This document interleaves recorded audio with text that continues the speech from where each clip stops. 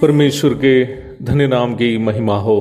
प्रभात मनन के सत्र 1474 में अब सभी का बहुत ही विनम्रता के साथ स्वागत करता हूं। आइए आज के मनन के लिए हम पढ़ते हैं तीमुथियुस को भेजी गई पौलुस की दूसरी पत्री अध्याय 2 पद 10। इस कारण मैं चुने हुए लोगों के लिए सब कुछ सहता हूं कि वे भी उस उद्धार को जो मसीह यीशु में है अनंत महिमा के साथ पाए। मैंने आपसे कल बताया था कि प्रारंभ में पढ़ी गई पद में प्रेरित पौलुस मसीही सेवकाई के दो पहलू पर प्रकाश डाल रहा है। उसमें प्रथम पहलू पर हम कल मनन किए थे और मैंने आपको यह भी बताया था कि पापी मनुष्य को पवित्र परमेश्वर से मिलाने के लिए परमेश्वर के द्वारा तैयार की गई योजना के 4 चरण हैं, जो है पहले से ठहराना, ठहराए हुओं को बुलाना, धर्मी ठहराना और महिमा देना। हम कल संक्षेप में ये देखे थे कि परमेश्वर के द्वारा जगत की उत्पत्ति के पूर्व ठहराए हुओं को उद्धार की और बुलाने की सेवा प्रभु यीशु मसीह की है, जिसमें हम उद्धार पाए हुओं को अर्थात आत्मा का उद्धार पाए हुओं को भी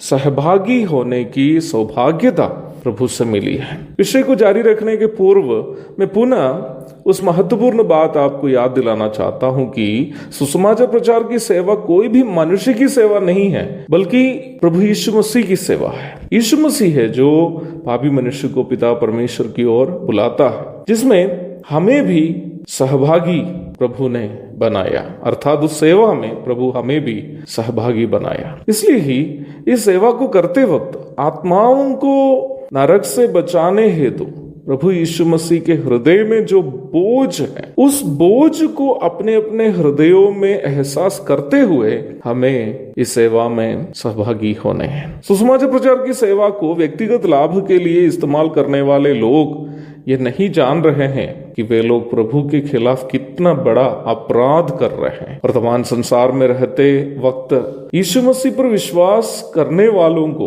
पाप का दंड से छुटकारा देने पर परमेश्वर की उस योजना जिसके द्वारा वह पापी मनुष्य को परमेश्वर से मिलाना चाहता है, समाप्त नहीं होती है। उस योजना संपन्न होने के लिए धर्मी ठहराने का कार्य और महिमा देने का कार्य भी पूरी होनी जरूरी है। यह बात सच है कि प्रभु यीशु मसीह को जैसे ही हम उद्धारकर्ता के रूप में ग्रहण करते हैं, हमें यीशु मसीह की धार्मिकता सौजन्य रूप में प्राप्त हो जाती है और हमें धर्मी का दर्जा भी प्राप्त हो जाता है। रोमी अध्याय 5 पद 1। परंतु धार्मिकता का जीवन बिताना तब तक एक मसीही विश्वासी का दायित्व है जब तक वह संसार में जीवित रहता है। रोमी अध्याय 6 पद 11 से 13 तक और 17 से 19 तक पढ़ लीजिएगा।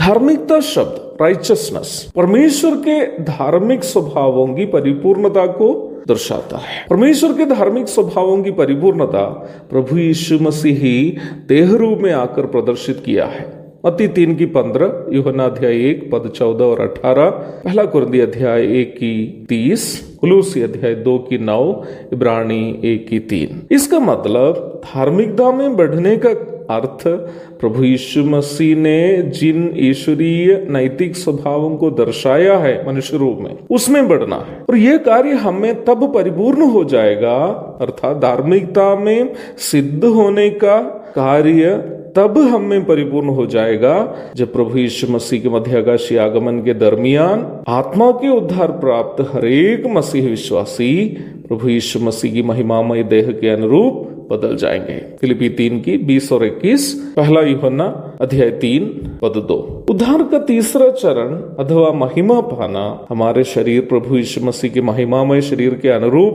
बदलने का कार्य को ही कहता है। प्रभु की सेवा का दूसरा पहलू मसीही विश्वासियों को मसीह की धार्मिकता में बढ़ने के लिए मदद करनी है। कलीसिया की अगुवाई करने वालों की सेवा वास्तव में यही है, विश्वासियों को यीशु मसीह के स्वभावों को अपने जीवन में लागू करने के लिए मदद करनी, यह सेवकाई है। इस कार्य में कलीसिया की अगुवाई करने वालों को सर्वप्रथम विश्वासियों के सामने आदर्श बनना है, तत्पश्चात वचन से सिखाना है। प्रारंभ में पढ़ी गई पद में पौलुस तीमुथियुस को समझा रहा है कि चुने हुओं को अर्थात विश्वासियों को, मसीही विश्वासियों को प्रभु यीशु मसीह के अनुरूप बदलने के कार्य में उनकी मदद करने की सेवा में वह सब कुछ सहता है। अर्थात पौलुस कह रहा है कि कलीसिया के विश्वासियों को यीशु मसीह के धार्मिकता की परिपूर्णता की ओर बढ़ाने की सेवा में क्या कुछ भी कष्ट आए, चाहे वो जेल में रहना भी क्यों ना हो, पौलुस खुशी से सहता है। मुझे सुनने वाले प्रिय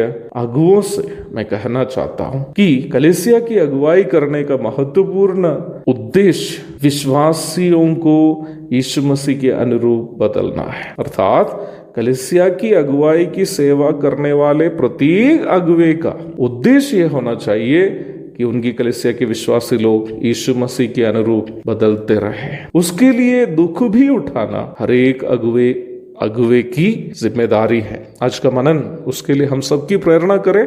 प्रभु के धन्य नाम की महिमा हो। आमीन।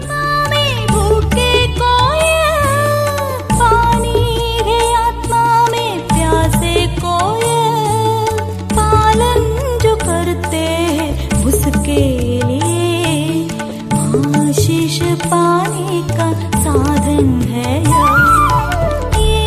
ये वचन, प्यारा वचन ईशो